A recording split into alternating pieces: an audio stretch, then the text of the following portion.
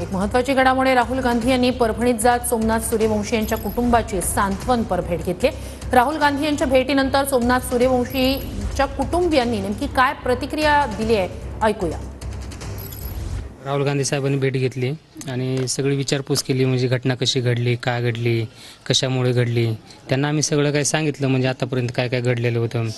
आणि ते बोलले की हे एवढं मोठं मेडिकलचं प्रूफ असताना, पोस्टमार्टमचं प्रूफ असताना, शॉक फॉलोइंग मल्टिपल इंजुरी असं असताना मुख्यमंत्री साहेब कसं काय बोलू शकतात की बाबा तो हृदयविकाराच्या झटक्याने मेला।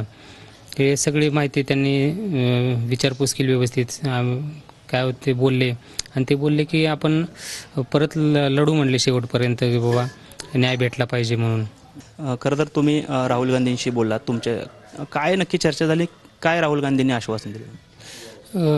गांधी साहेब इथे आल्यावरती सगळी चर्चा वगैरे केली, आतापर्यंत काय काय प्रोसेस झाली, काय मॅटर झालं, म्हणजे अरेस्ट केल्यापासून तुम्हाला कसं काय कळालं, डेथ झालं ते सगळं विचारले त्याने। आम्ही सांगितलं त्यांना काय झालं काय नाही। मग ते काय व्हिडिओज बघितले आणि काय पोस्टमार्टम रिपोर्ट बघितले की पोस्टमार्टम रिपोर्टमध्ये लिहिलेलं होतं की मल्टिपल इंजुरीमुळे डेथ झालेली आहे त्याची।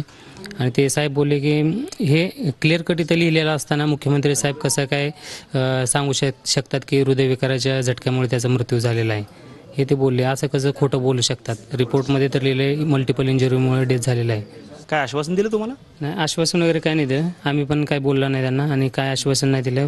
ते फक्त हेच बोलले की आपण लवकरात लवकर चौकशी करूया आणि कायद्यानुसार आपण हे करूया।